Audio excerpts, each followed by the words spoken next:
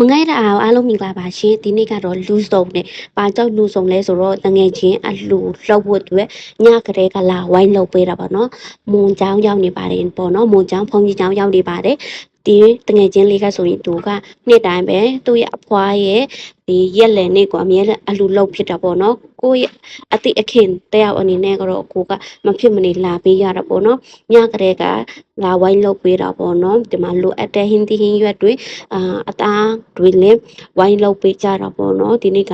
လူဆောင်တော့ပေါ့နော်ဒီလူများတော့ပေါ့နော်ပြောရမယ်ဆိုရင်ဟင်းသီးဟင်းရွက်ကိုနင်းတို့ကအရင်လေးမှာပေါ့နော်သူပြောတာကတော့ကြာစင်ကြော်ရင်ထမင်းကြော်ရင်လောက်ဖို့အတွက်ပေါ့နော်ဒါကြောင့်နင်းကတော့လောက်ဆက်ရှိတာလောက်ပြီးတော့တခွားသီးလေးကို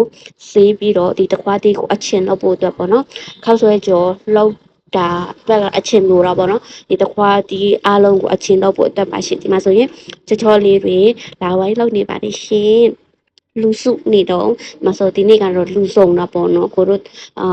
လူစုံတာပေါ့နော်ဒါကြောင့်ဝိုင်းလောက်တာပေါ့နော်အမြဲတမ်းပဲသူကနှစ်တိုင်းပဲသူဖွားရဲ့ရက်လည်းနေဆိုအမြဲတမ်းလောက်တာမလို့ကိုကလည်းမဖြစ်မနေလာပေးရတာပေါ့နော်ဒီမှာဆိုရင်နင်းတို့ကလိုအပ်တဲ့ဟာတွေအားလုံးကိုလာဝိုင်းလုပ်ပေးတယ်ဒီချက်တဲ့သူတွေကတော့ဒီတောင်းရဲ့ကပီးရလေးချက်တာပေါ့နော်နင်းတို့ကတော့မနေ့ပြန်ကြရင်ဒီချက်ဖို့ကြော်ဖို့အတွက်ကိုတခါတည်းမလျှောက်အောင်ညကလေးကလာဝိုင်းလုပ်ပေးတော့ပေါ့နော်အားလုံးစုပေါင်းပြီးတော့ညီတူညီမျှထက်တူအားလုံးဝိုင်းလုပ်ကြတာပေါ့နော်ဘာဖြစ်လဲဆိုတော့သူကလည်းကိုပေါ်ကောင်းတယ်ကိုကလည်းအဲ့ဒါကြောင့်လာတယ်အမြဲတမ်းလာဝိုင်းလုပ်ပေးတယ်အမြဲတမ်းလာပေးတယ်ဒီနေ့ကတော့အမ်ပြန်ဒါနောက်ကြတာမလို့ဒီညမှာတော့ဒီမွန်เจ้าမှာပဲအဲ့တော့မှဒီတငယ်ချင်းတွေအားလုံးစုပြီးတော့အဲ့တော့မှာပေါ့နော်ဒါကြောင့်အဲ့မပြန်တော့ဘူးညနဲ့ညလဲညနဲ့အထိပဲဝိုင်းလောက်ကြတာပေါ့နော်လိုအပ်တာတွေအားလုံးကိုစုစုပေါင်းစီညီလေးနဲ့လောက်တော့ပေါ့နော်ဘသူကဒီအလူရှင်လဲဆိုတာဒီဗီဒီယိုရဲ့နောက်ဆုံးမှာပြောပြပေးမယ်ရှင်နော်ဒါလေးကတော့နှင်းတို့အားလုံးစုပြီးတော့ဒီမှာလောက်ထားတဲ့ဟင်းသီးဟင်းရွက်တွေအသားတွေเนาะလုတ်ချင်းတွေပေါ့เนาะအလူရှင်ကတော့